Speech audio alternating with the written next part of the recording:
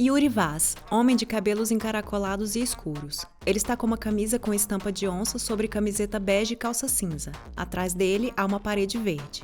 Se a gente pensar bem, as culturas indígenas e africanas deveriam ser centrais na nossa formação escolar. No mínimo, no mesmo patamar do estudo da influência europeia no Brasil.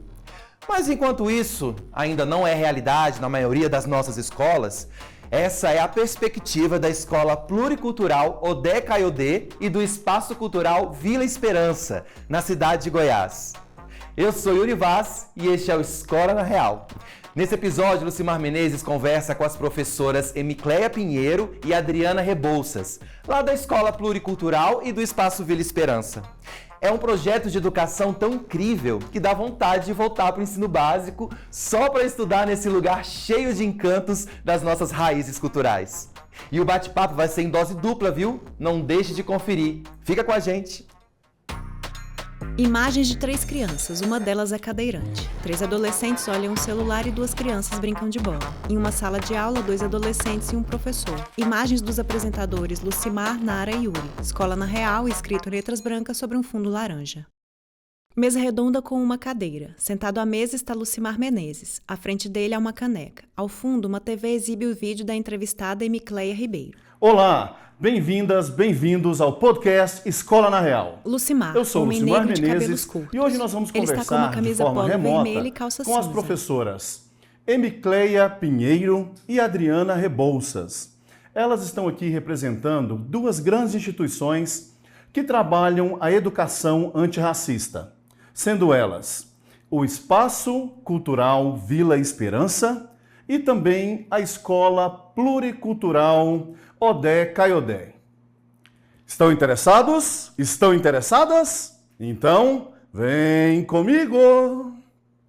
Seja bem-vinda ao podcast Escola na Real, professora Emicleia. Mulher de cabelos lisos Muito e obrigada. compridos. Ela está Muito com a bom blusa estar de aqui, estampa poder laranja e partilhar branca. um pouquinho Atrás aqui da dela, nossa há máscaras e trajetória, da nossa esculturas história, entalhadas do em nosso madeira. fazer, da Retratam nossa figuras fé humanas na com olhos educação. amendoados, narizes E alongados e tô lábios aqui para proeminentes. dialogar. Também há Gosto tecidos muito, com estampas gostei demais geométricas e do nome desse pigmentação programa, intensa. Escola na Real, e eu sou sou da Escola Real. Sou aqui do chão da escola e todo diálogo que vem nesse sentido é muito bem-vindo para mim. Excelente, professora. E para nós também é uma honra recebê-la aqui e estar representando, o trabalho que é desenvolvido na Vila Cultural e também na Escola Pluricultural. Mas antes de falarmos sobre essas instituições que se fundem, nós queremos conhecer um pouco a história da senhora. Como a senhora decidiu se tornar professora? Então, Lucimar, eu costumo dizer que eu sou pedagoga por escolha. E uma escolha muito consciente e muito desejada. Eu sou ainda do tempo que tinha magistério. Não pareço, né?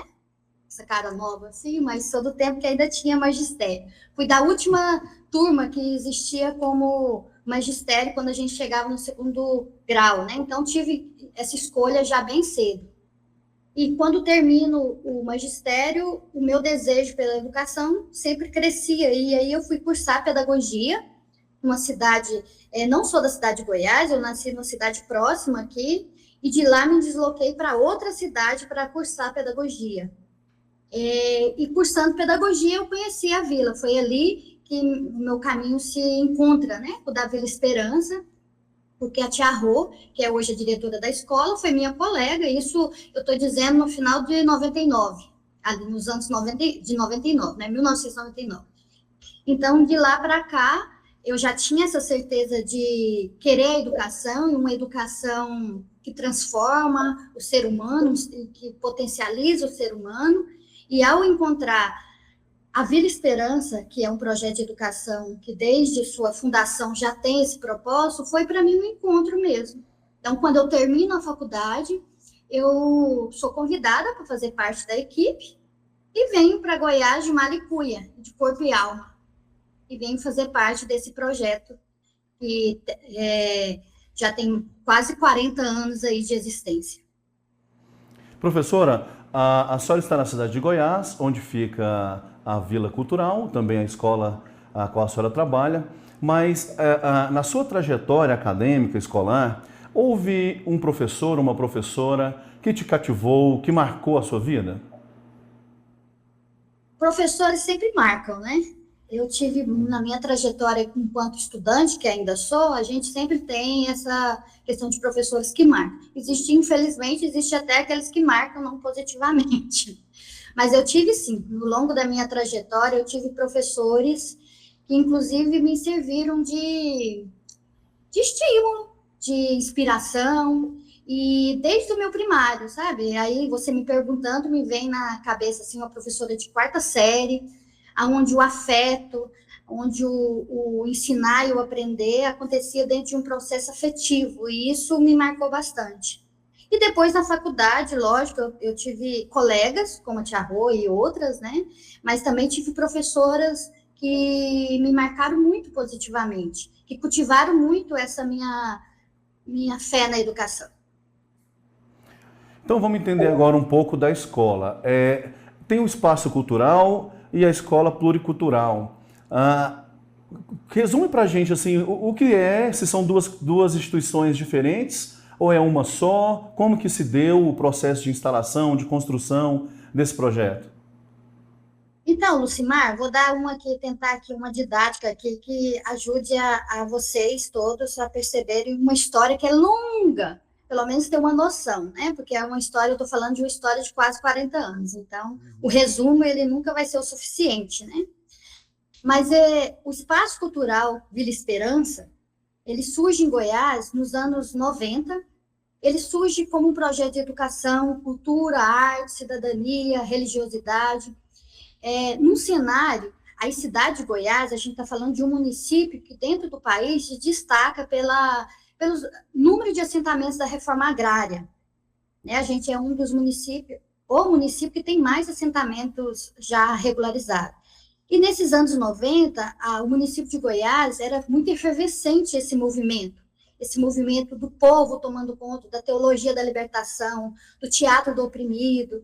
E é nesse cenário, atraído por esse movimento, que o Robson, que é um dos fundadores do Espaço Cultural Vila Esperança, vem para Goiás, ele é um mineiro, vem para Goiás, atraído por esse movimento, a convite desse movimento, para integrar um grupo de pessoas que trabalha a arte, sempre através desse viés da arte, a questão da cultura brasileira, né?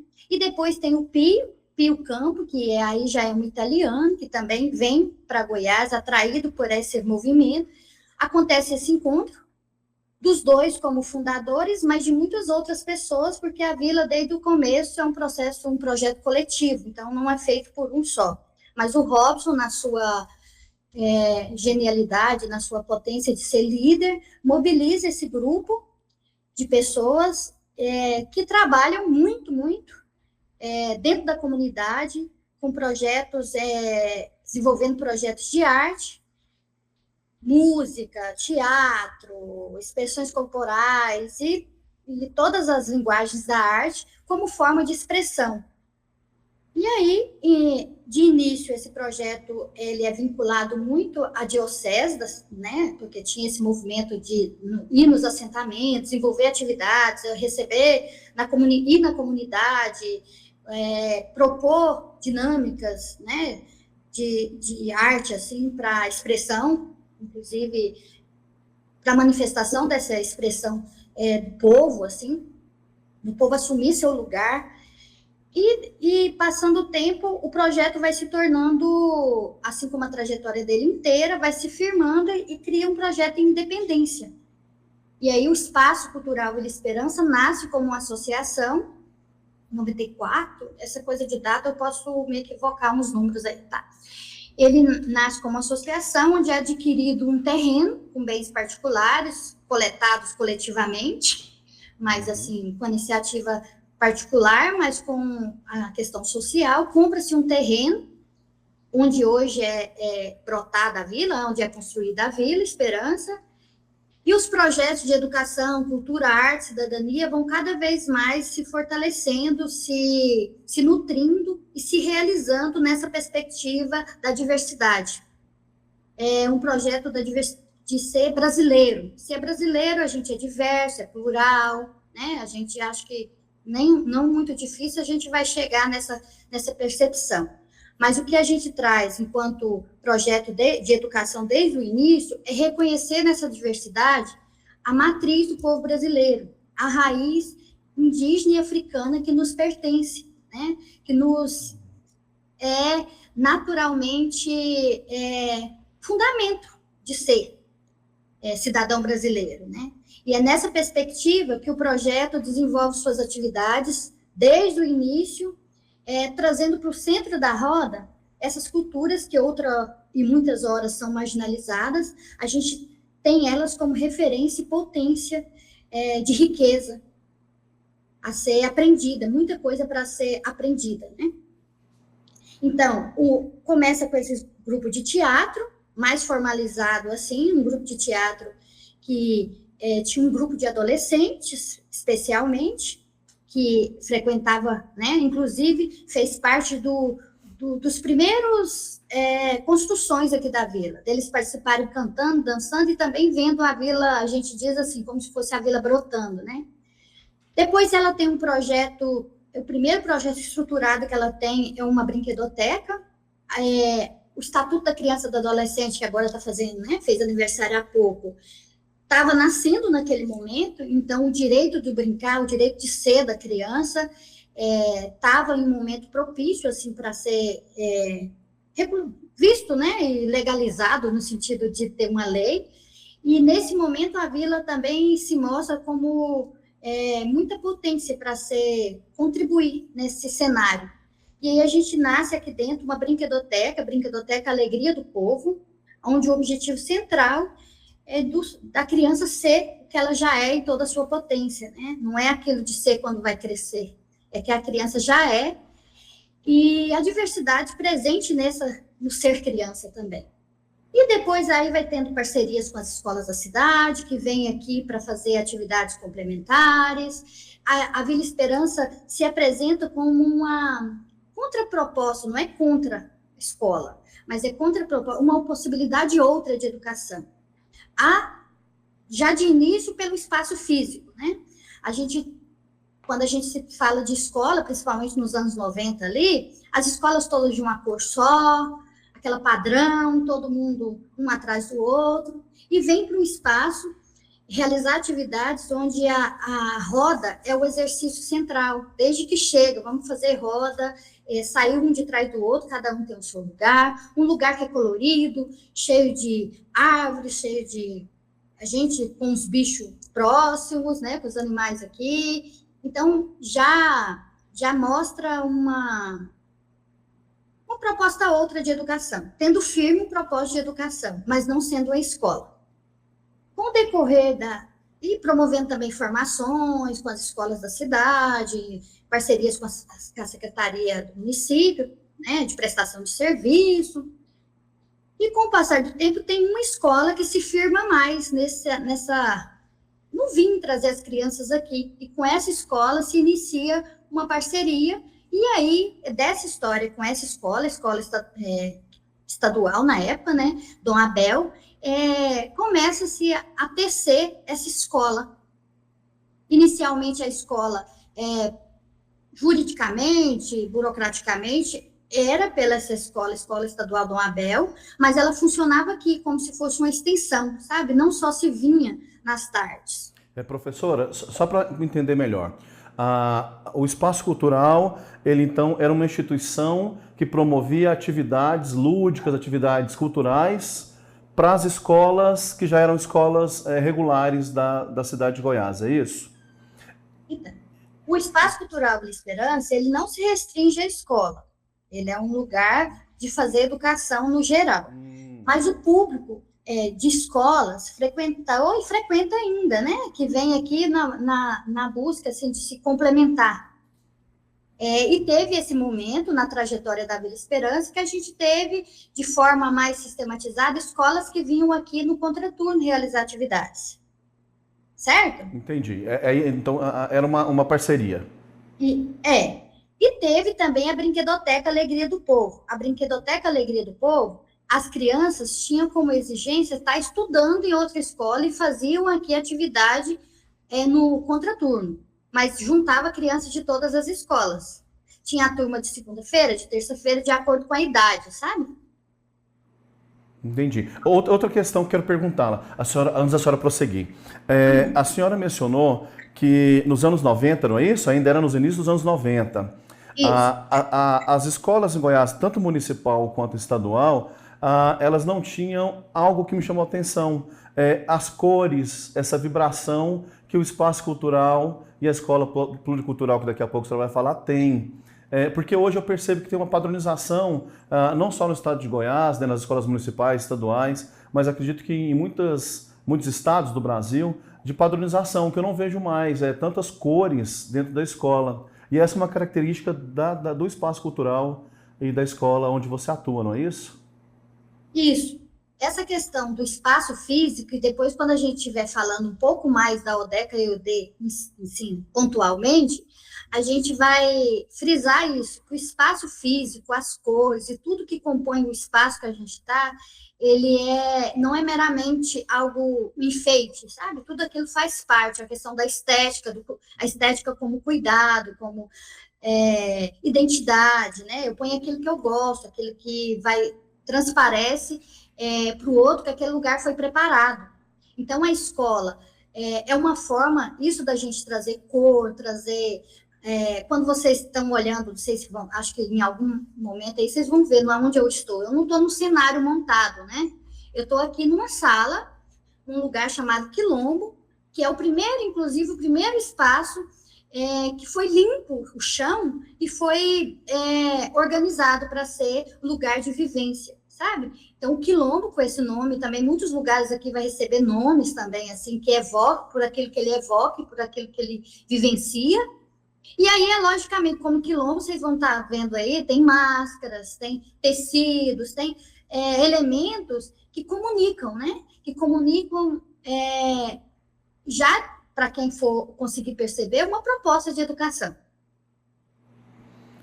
E falando da escola, então, a fundação do Espaço Cultural foi no início dos anos 90, e a escola pluricultural, ODECA e EUD, como que teve essa concepção? Quando começou? Quando foi fundada? Tá.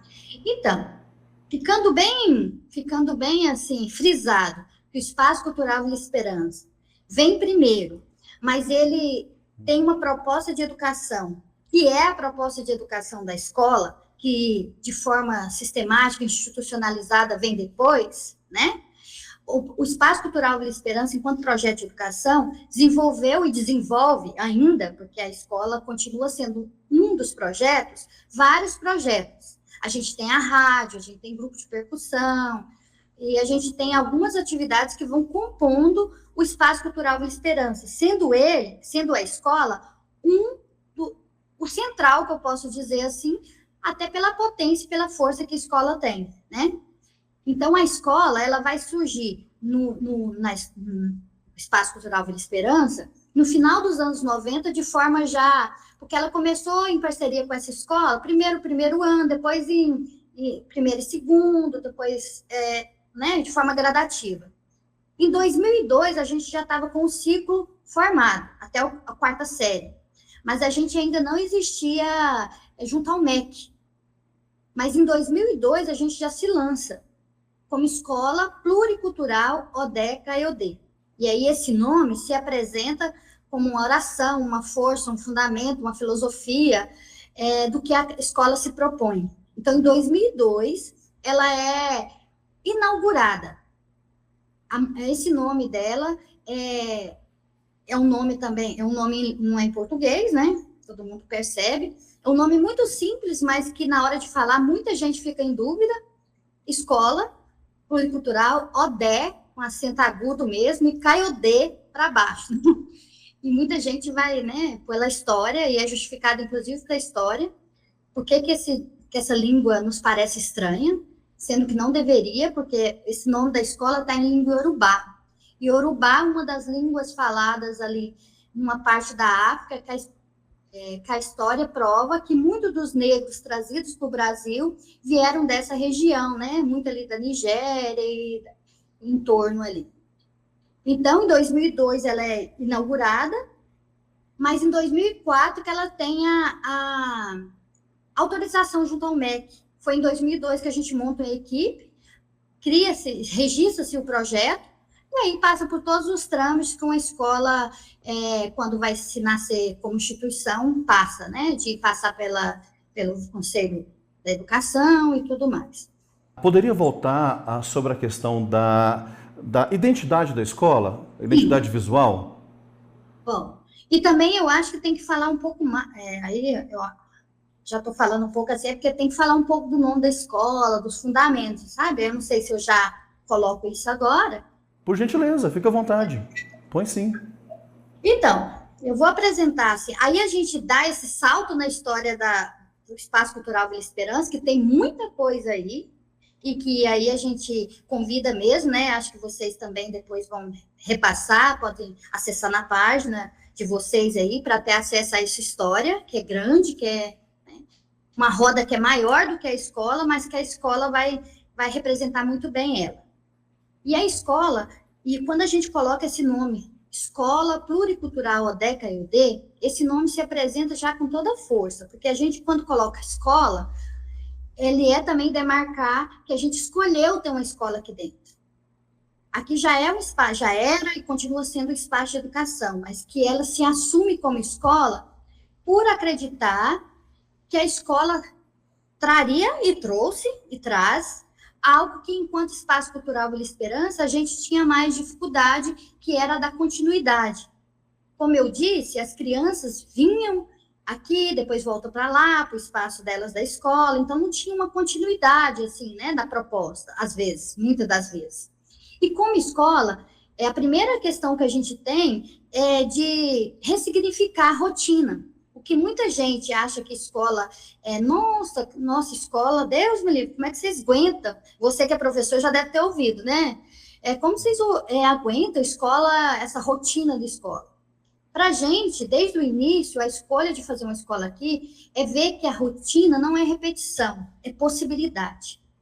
Tem um grupo de crianças aqui que a gente vai ter a oportunidade de acompanhar esse processo de aprendizagem a mais longo prazo. Isso é possibilidade da gente conseguir realizar esse projeto de educação que a gente acredita. Então, a escola está bem demarcando aí. Tendo consciência de que quando a gente assume enquanto escola, a gente vai fazer parte de uma rede, né? A gente é uma escola entre muitas. Mas, desde o princípio, a gente não se propôs a ser mais uma no sentido que não se falta escola aqui na cidade de Goiás. Eu sei que no país, em algumas regiões, ainda falta escola, mas não era a nossa realidade. Quando a gente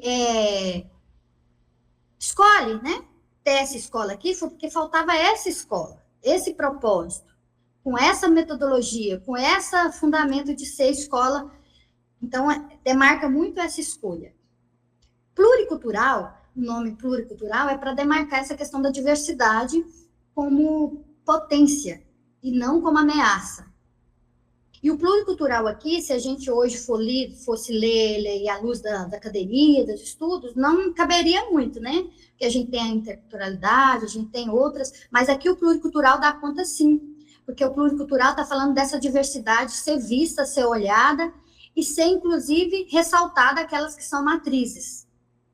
E o ODECA-EUD, como eu disse, está em língua iorubá, então a escolha desse nome, é o nome ancestral de uma mulher que esteve aqui em 2002, hoje ela é ancestral, faleceu, né?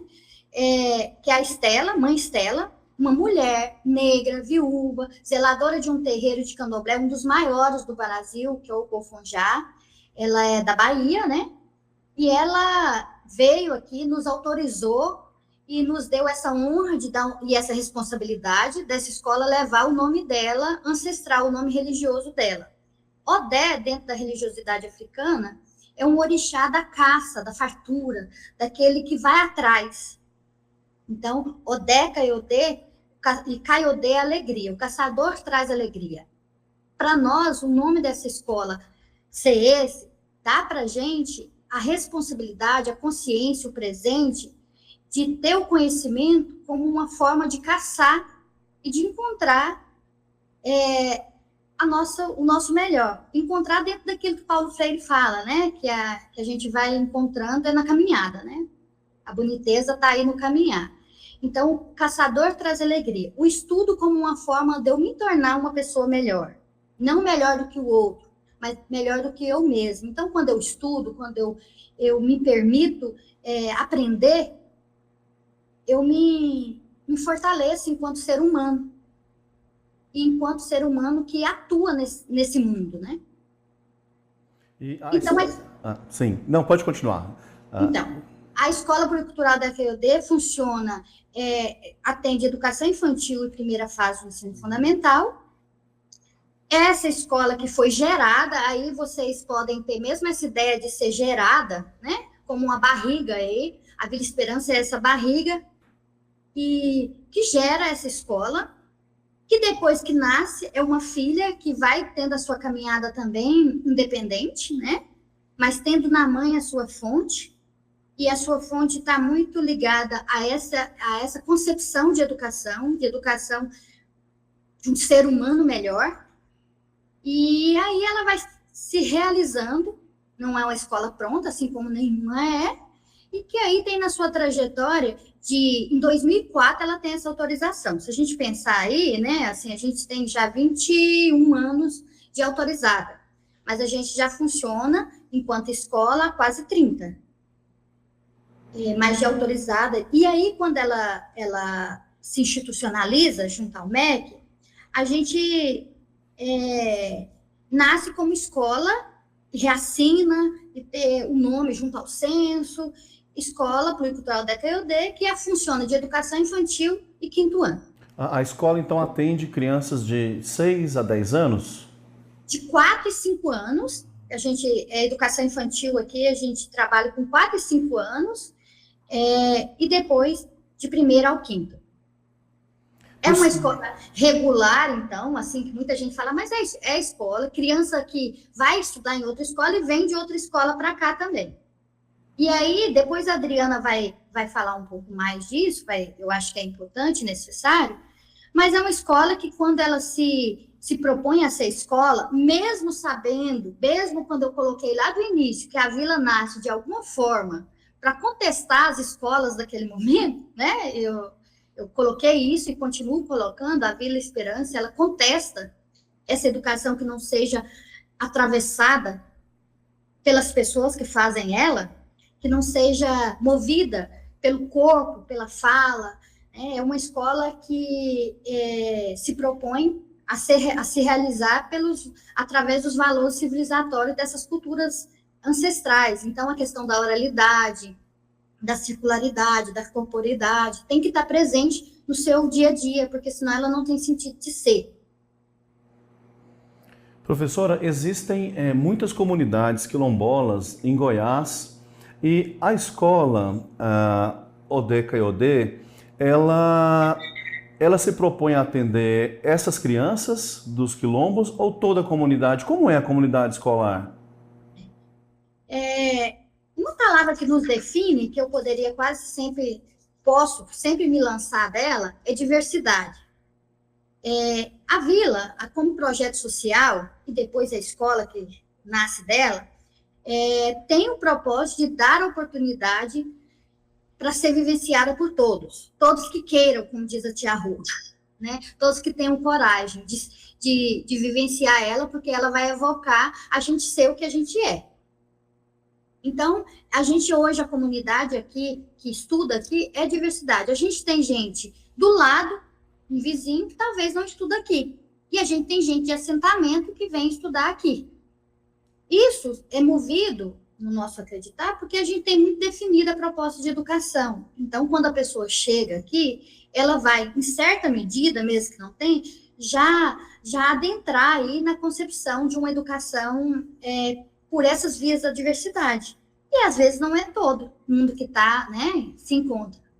A gente tem também a questão de que hoje existe uma formatação mesmo do sistema de educação do país, que é as escolas de tempo integral, que não dá muita escolha, né? Que aí é atrelada às bolsas. Então, a gente tem, assim, vários fatores que que faz quem está aqui, a gente acredita sempre que quem está aqui é porque é para estar aqui, sabe?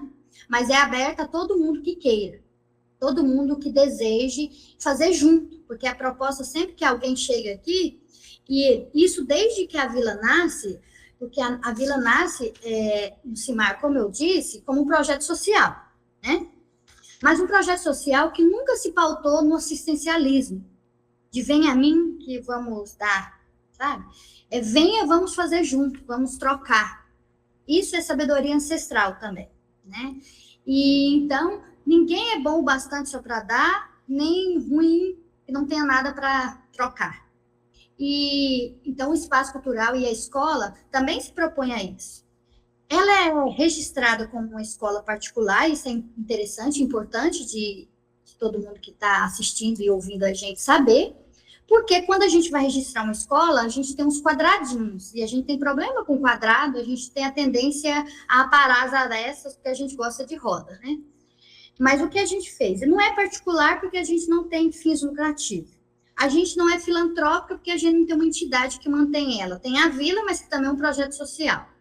A gente não é estadual porque não temos, né? Não é federal, não é... Aí a gente é particular com viés comunitário. A gente se registra assim. Não é comunitário totalmente, que a comunidade ainda eu digo ainda, porque é um desejo, né? Mas ela ainda não assume ela por inteiro, mas ela é convidada a realizar a escola de todas as formas. Desde contribuição financeira, quando a criança vem estudar aqui, a gente faz essa provocação, e aí vai dentro da realidade de cada um, não vai ter mensalidade, né? Por isso ela não é particular, fechada, mas ela vai ter essa provocação, esse convite para a família, para os responsáveis participar também nessa esfera. E depois de vir, quais são suas forças, vem trocar, vem participar. A gente tem mãe que tem uma habilidade, um pai que tem uma habilidade, vem que a gente vem fazer parte da roda, que aqui vai ter, porque é um projeto vivo. Uma escola tem muito trabalho, né? Muito trabalho. Então, todo mundo que se colocar vai ter onde se ocupar. Professora Micleia, nós estamos fechando o nosso primeiro bloco, para quem está nos acompanhando também.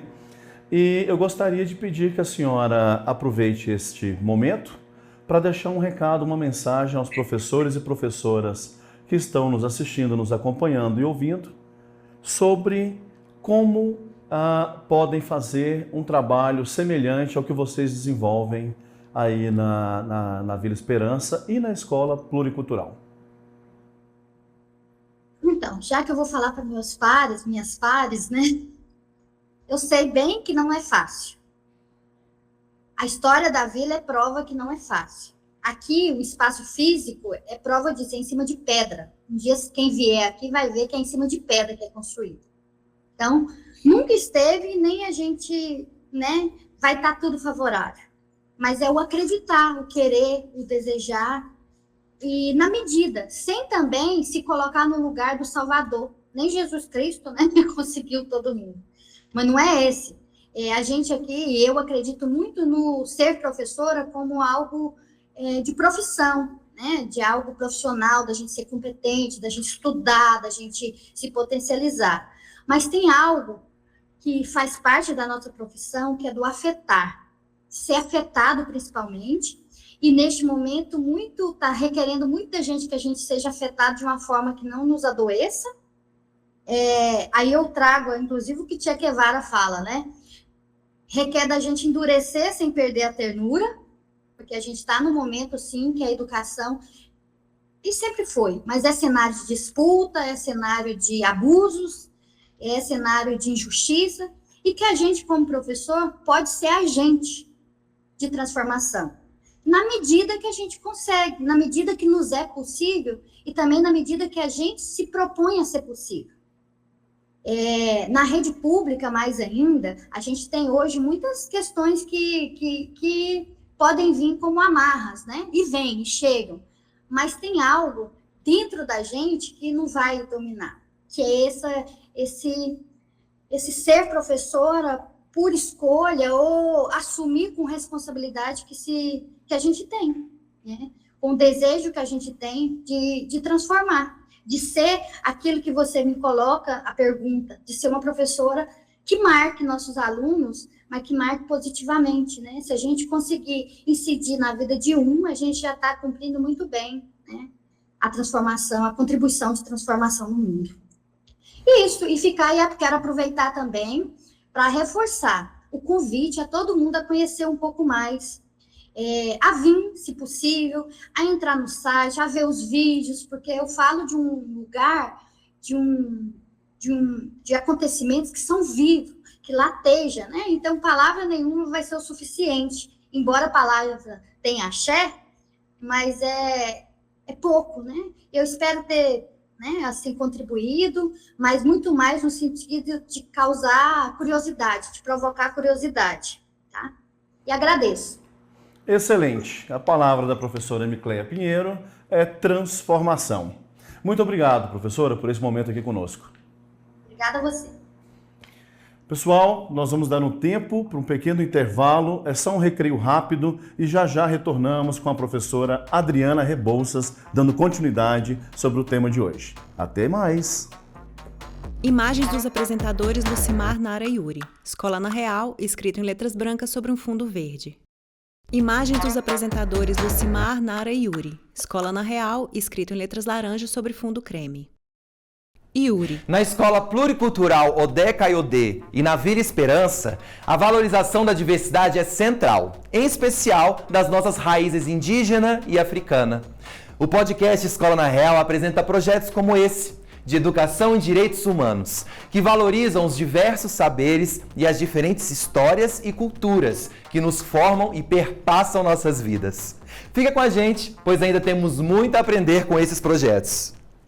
Escola na Real. Lucimar. Estamos de volta com o podcast Escola na Real.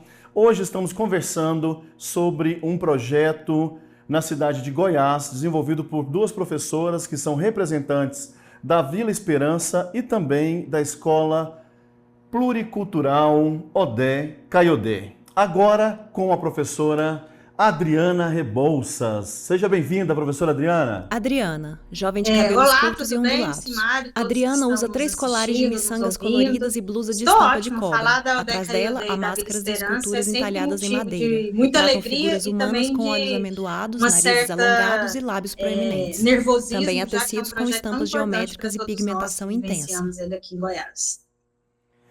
Professora, nós vamos falar sobre o projeto antirracista e todo o viés que a escola, a instituição promove no sentido de ações. Mas antes, nós queremos saber quem é a professora Adriana Rebouças.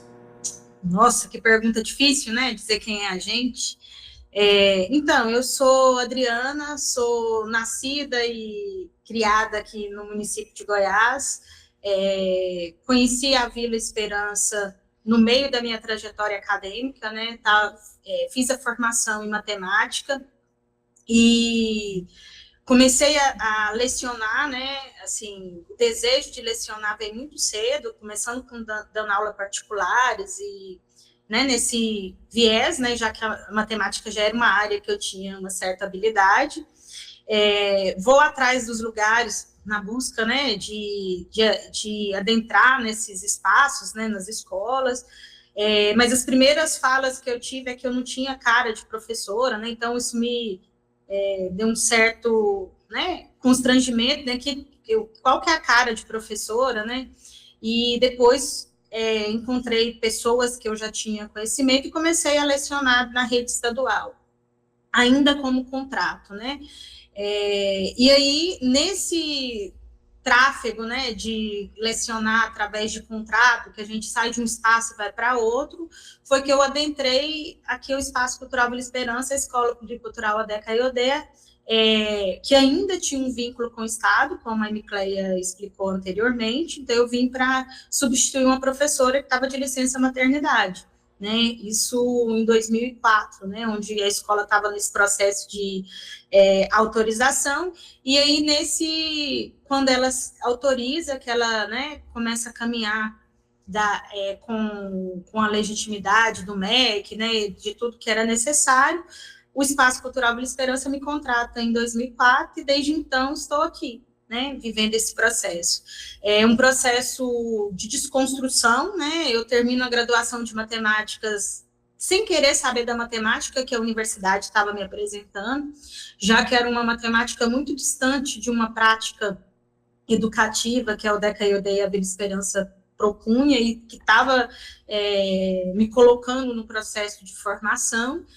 E depois eu faço as pazes com a matemática, né, através do viés cultural, através da etnomatemática, mas nesse processo de formação da identidade profissional da gente, enquanto professores, a Odeca Iodê e a Vila Esperança foi fundamental naquilo que eu acredito hoje em dia e que eu comecei a acreditar ainda na formação em matemática. Professora Adriana, a senhora disse um termo etnomatemática. O que é isso? Então, a etnomatemática é uma perspectiva, né, fundada por Biratã D'Ambrosio, em 75, que traz um viés que todo grupo cultural produz matemática. A matemática que a gente estuda e a matemática que a gente tem dentro das universidades, ela é uma etnomatemática, né, uma etnomatemática que foi construída ali na bacia do Mediterrâneo e que por um viés, né, que a gente tem hoje em dia, que é da colonialidade do saber, institui esse conhecimento como único e universal, né? Essa ciência como único e universal.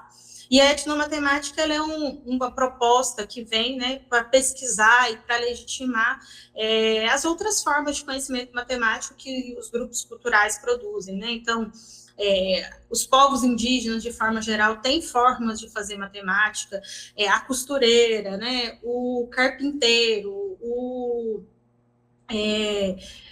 enfim, todo o grupo cultural produz, né, conhecimento matemático que não é enviesado somente nesse que a gente reconhece como universal. E a etnomatemática vem justamente legitimar esses conhecimentos produzidos por esses grupos étnicos diversos. Professor, e foi um professor ou professora de matemática que lhe motivou o magistério, lhe motivou a ser professora? Na verdade, eu acho que foi a própria habilidade com a matemática, né? Esse gosto pela matemática. E a matemática no formato que a gente tem... Escola Antirracista, Escola Pluricultural Odeca Iodê, né, e Espaço Cultural Vila Esperança.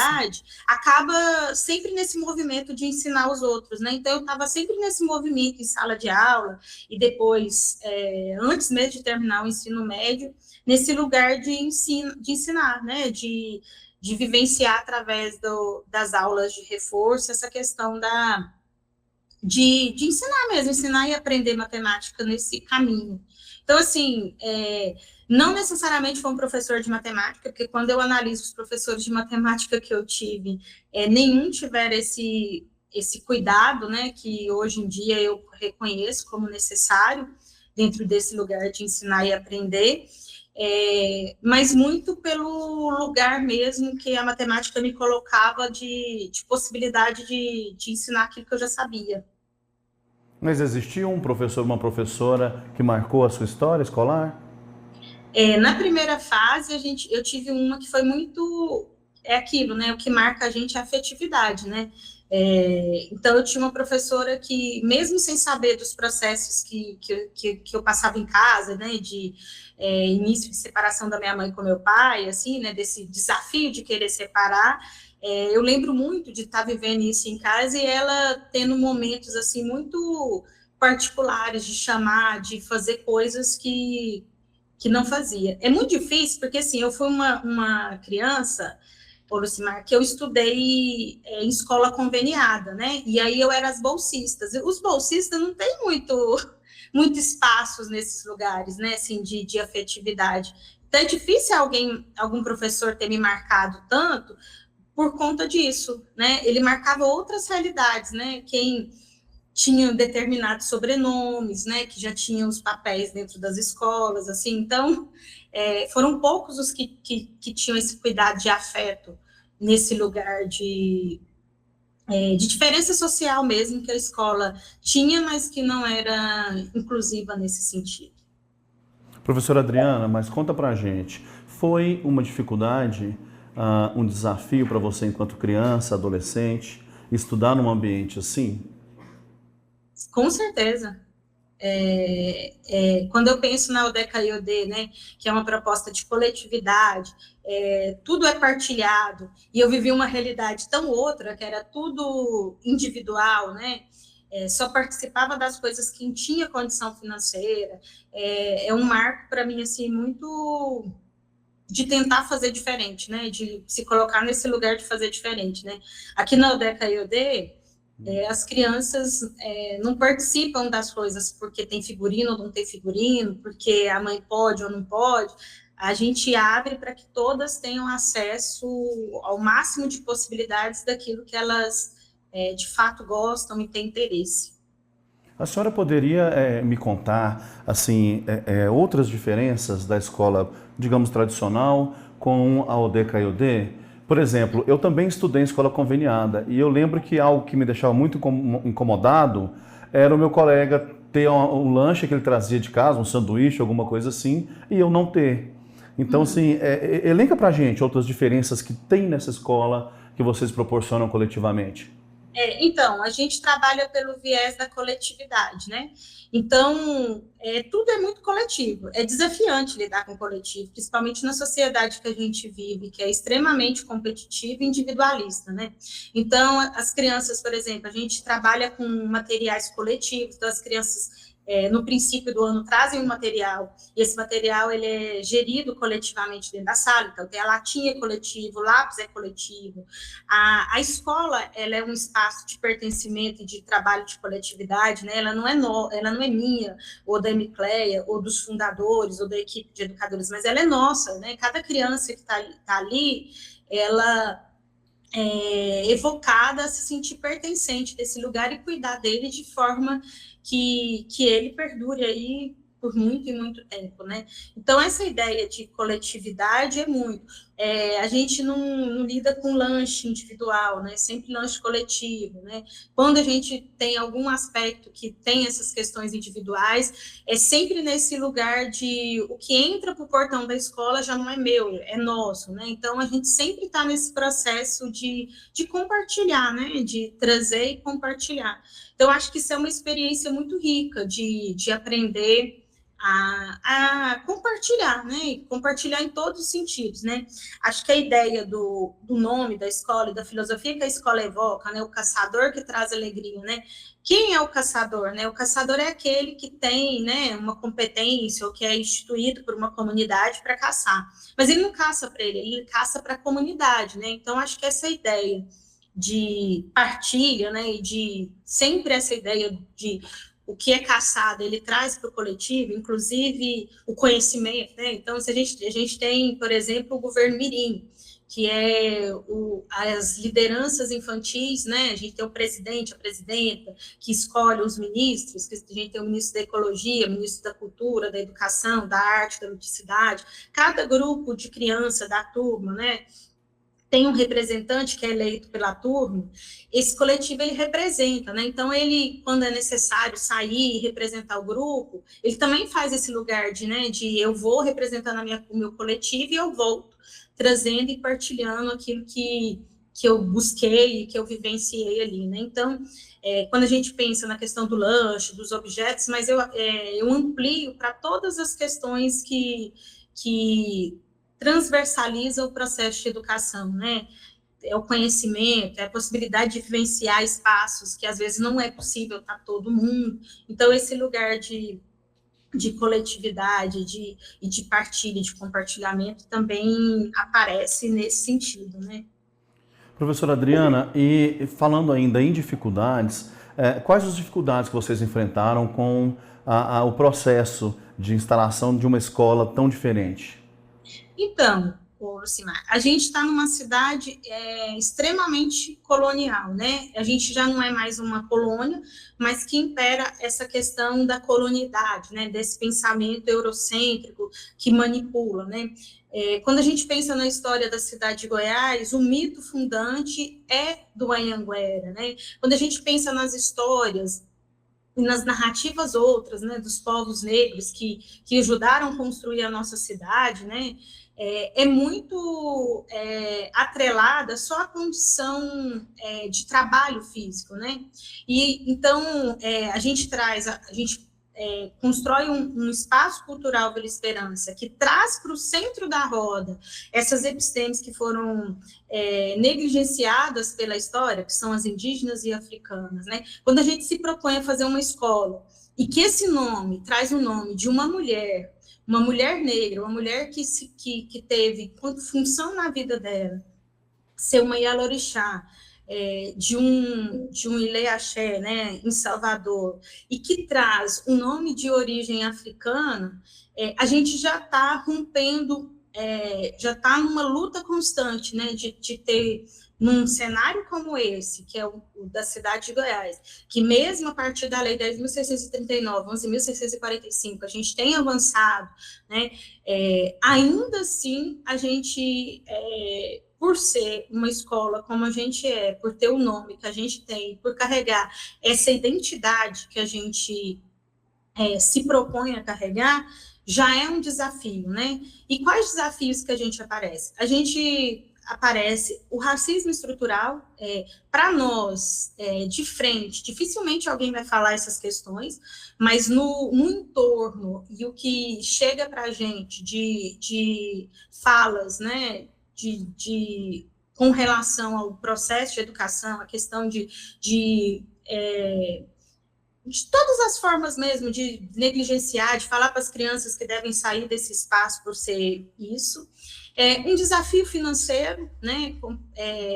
Vivenciar e ter um projeto de educação como esse não é um projeto barato, e, para além disso, não é um projeto que seja, de fato, assumido pelas gestões, né? A gente não tem um vínculo com o município, a gente não tem um vínculo com o Estado, a gente não tem um vínculo com o governo federal. Não que a gente não queira, né? Na verdade, a gente deseja que esses lugares reconheçam a gente, mas que reconheçam a gente por aquilo que a gente não para ser mais um deles ou para reproduzir um projeto que eles queiram, né? A gente quer ter a liberdade para continuar fazendo esse projeto que a gente se coloca em fazer, né? E quando a Emicleia falou, né, dessa questão do espaço, né? Então, assim, além do nome que a gente traz enquanto identidade, que já chega de imediato, né, que causa um estranhamento, né, que a gente precisa aprender, inclusive, a falar ele, o espaço, ele é todo transversalizado dessa questão antirracista, né? Pensar um projeto antirracista, não dá para a gente pensar ele somente em datas comemorativas. Não que as datas comemorativas não sejam importantes, elas são marcos importantes dentro da história, mas um projeto de educação antirracista, ele tem que transversalizar o projeto pedagógico da escola, ele tem que estar enraizado desde o primeiro dia de aula até o último dia do ano, e já projetado para o ano seguinte, né? E como que ele aparece nas práticas, né? Ele aparece através da construção de um material didático que traga essas referências, ele aparece na forma que esse ambiente se estrutura, né? O ambiente, ele não é neutro, ele é carregado de sentido e de intenção. Então, uma escola não ter cor, uma escola ser organizada o tempo todo, com uma fila, um atrás do outro, ele tem uma intenção de um projeto que se continue, que prevaleça ainda nessa estrutura, né, colonialista, da colonialidade eurocêntrica. Então, o ambiente para a gente ele é importante, ele traz essas referências e trazer, né, quando a gente pensa no projeto, trazer elementos contextualizados, né, elementos que fazem parte desses coletivos, né. Para a gente aqui é muito forte essa questão da construção da identidade, né, quem eu sou, né?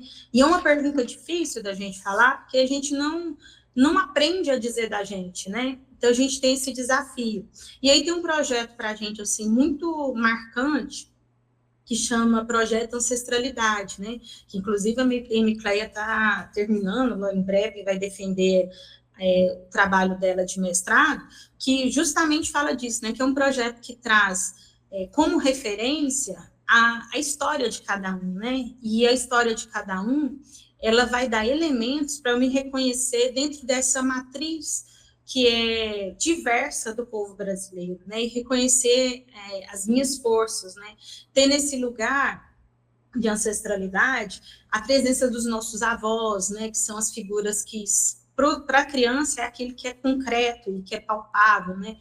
E então são elementos que a gente traz enquanto potencialidade. E tem um aspecto que para a gente também é muito forte, que é esse lugar da escola enquanto experimentação, né, da vivência, né, de aprender com todos os sentidos. A gente aprende lendo, aprende escrevendo, mas a gente aprende experimentando gostos diferentes, sentindo cheiros outros, experimentando no corpo ritmos e sons e pulsares que não são esses que foram esquecidos, inclusive, né, que são nossos, mas que foram esquecidos, né? Então, muito desse lugar de experimentação, né? Então, de colocar o pé no chão e sentir tudo que a experiência desse vivenciar possa trazer. São muitos projetos desenvolvidos, não é, professora Adriana? Como esse que a senhora citou, tem também o Cine Vila, não é? Entre outros. Poderia comentar mais algum projeto para a gente que é desenvolvido aí? Uhum. A gente tem o projeto da Biblioteca Obabi, e dentro da Biblioteca Obabi tem o projeto Cine Vila, que é acoplado a essa instância, né? A Biblioteca Obabi é um projeto de biblioteca, mas que traz como referência livros que vêm aí de acervo desde o princípio da vila, que traz essas questões africanas, indígenas, latino-americanas, né? Então, o projeto de Cine Vila é um projeto que ele foi contemplado no edital de 2006 ou 2009, não me lembro, e desde então a gente adquiriu os equipamentos inicialmente e depois adquirimos formação para fazer esse lugar de cinema enquanto cine debate, né? Então, as crianças assistem filme quinzenalmente e de 15 em 15 dias, né? E depois da sessão tem uma roda de conversa, né? Além desse projeto, a gente tem a Rádio da Vila, né? Que é um projeto semanal que as crianças vivenciam e produzem, inclusive, conteúdo para a rádio local aqui da cidade, né? E é um projeto em que as crianças têm a autonomia, né? De pensar esse espaço, né? De uma fala que seja de criança para criança, então eles aprendem a mexer nos equipamentos, produzem radionovela, tá um tema em discussão, eles fazem a discussão nesse lugar, né, e que é de extrema importância, né, essa coisa de usar o microfone, de experienciar sua voz que ecoa, também é um lugar de empoderamento das crianças, né.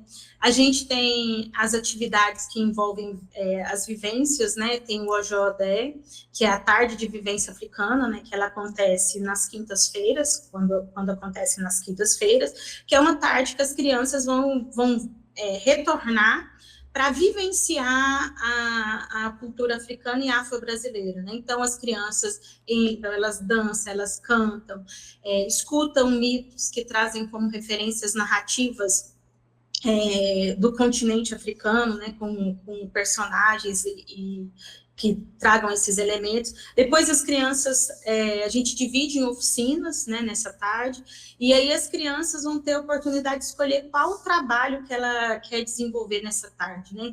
Então a gente tem oficina de modelagem, né, no barro, construir máscaras, né, africanas, tem a percussão que faz parte dessa atividade. Tem o jogo Aió, que é um jogo de matriz africana, que vem aí dos mancalas.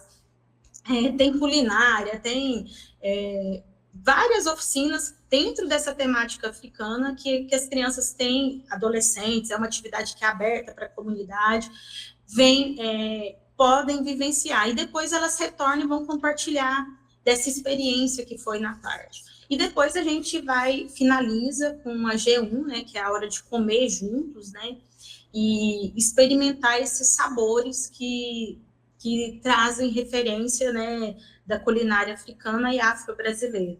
Além disso, dentro do currículo das crianças da escola, elas têm a oportunidade de vivenciar a percussão semanalmente, elas vivenciam através daquilo que a Micleia falou, das colaborações que as famílias têm para oferecer na escola.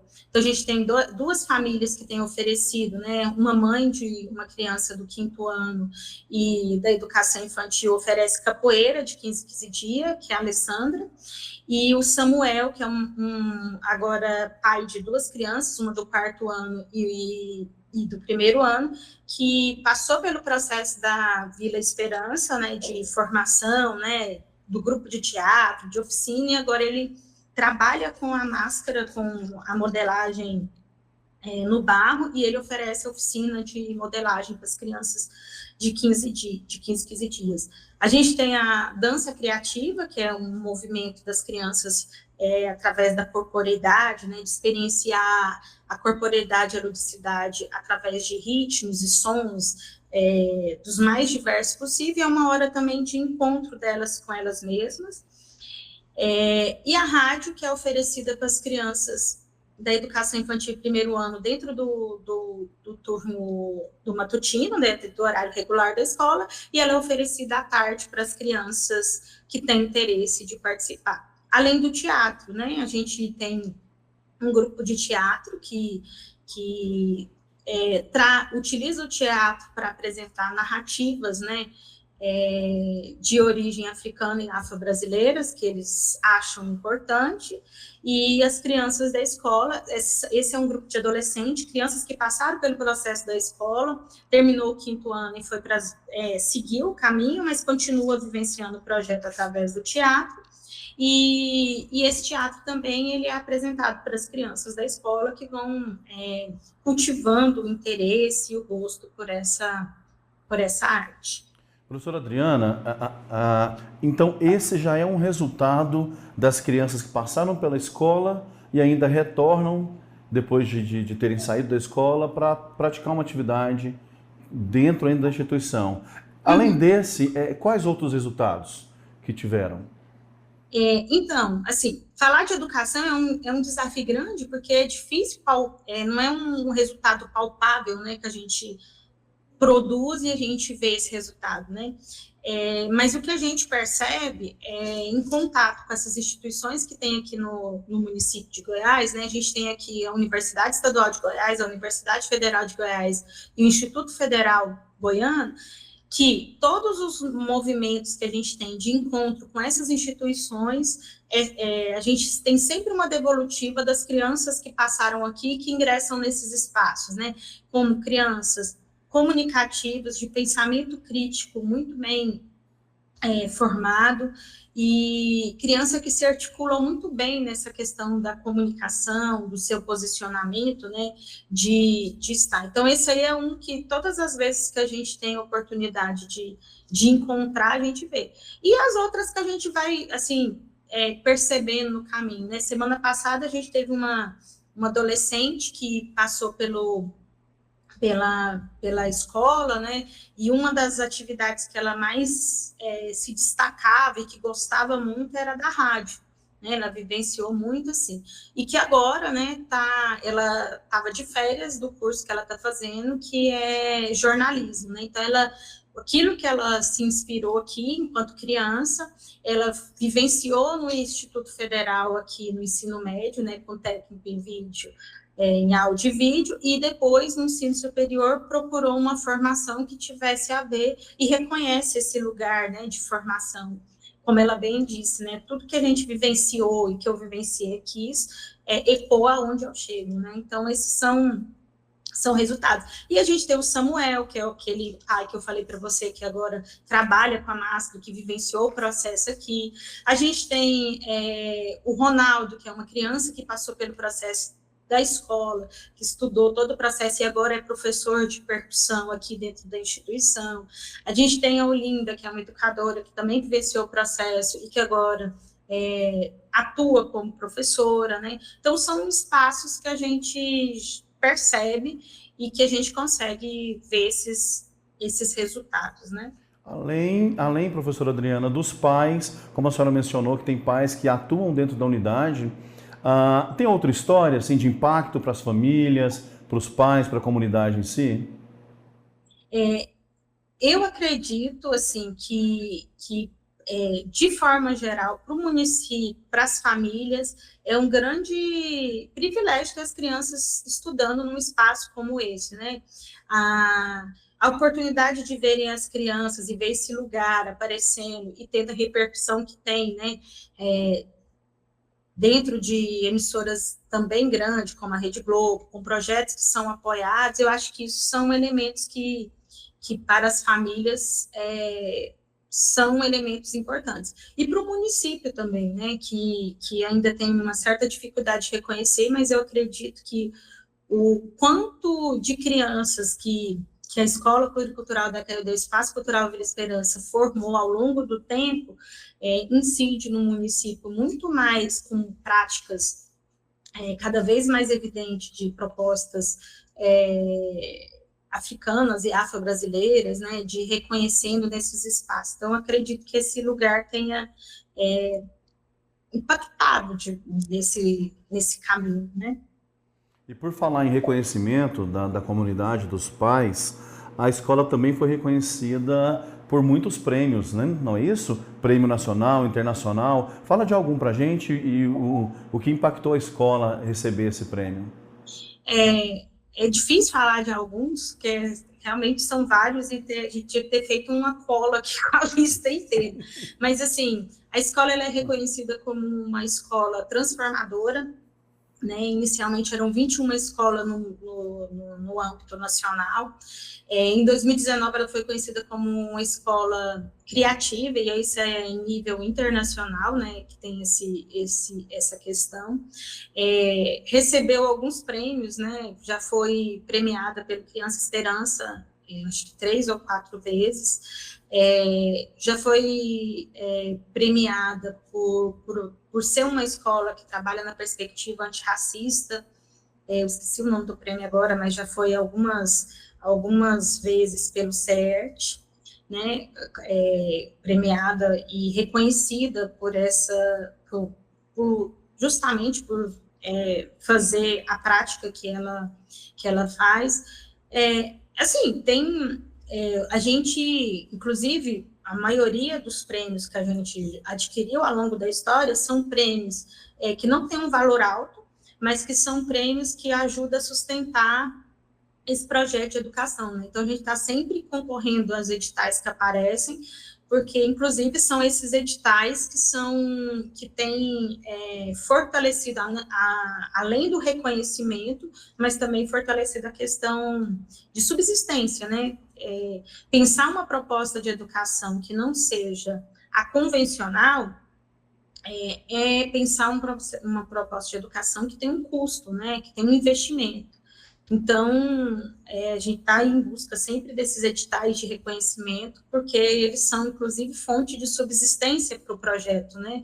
E, além deles, a gente tem, né, a questão do imposto de renda, que é um avanço que a gente tem adquirido e tem crescido, esperamos crescer mais nessa questão, e as formas todas outras que a criatividade, que alguém que estiver assistindo tiver possibilidade de colaborar com um projeto como esse. E aproveitando para quem está nos acompanhando, foi dito muitos prêmios, muitas atividades, ações. Acompanhe tudo isso lá no site direitoshumanos.ufg.br, que vai ter tudo que a professora está falando, também a professora Emicleia, e muito mais a respeito do tema de hoje. Professora Adriana, nós estamos finalizando e eu gostaria de pedir à senhora para as professoras e professores que estão nos vendo e nos ouvindo, como eles poderiam replicar um projeto semelhante a esse, promovendo uma educação mais plural e mais criativa? Eu acho que o primeiro passo é se colocar nesse lugar de desconstrução, né?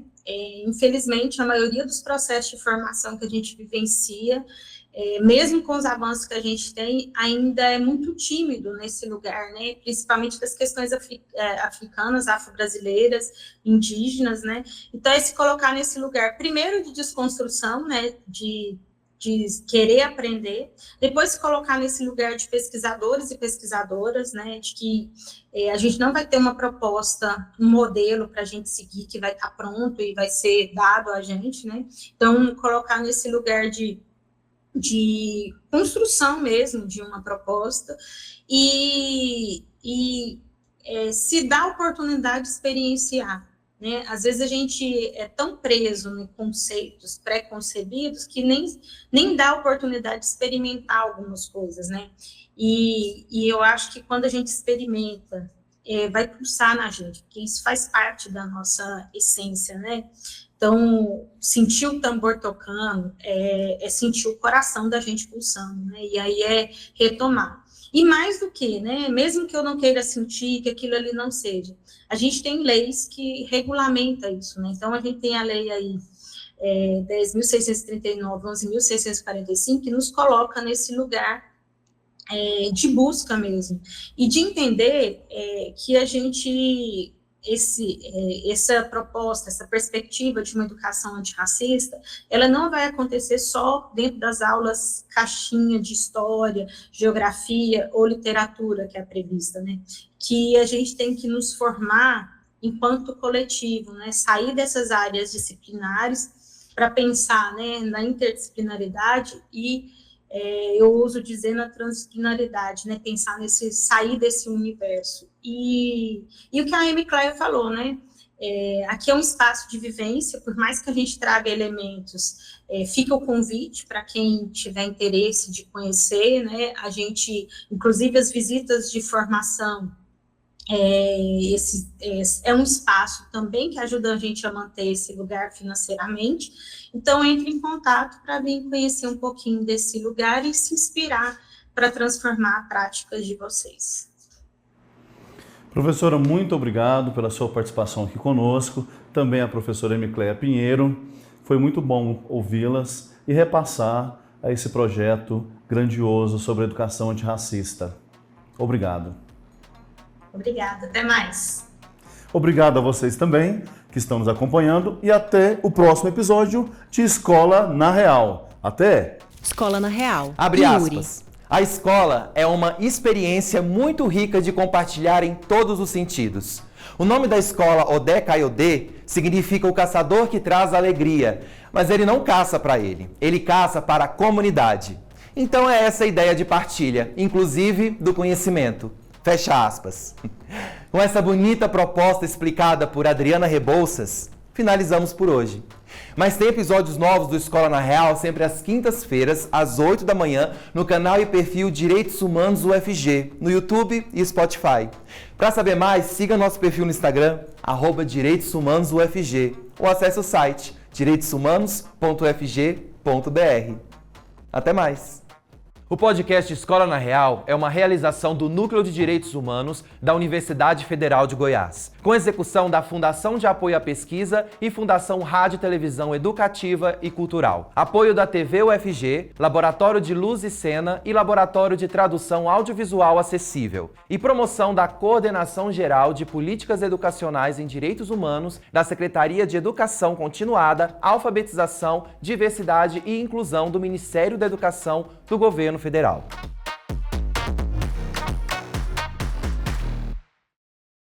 Escola na Real.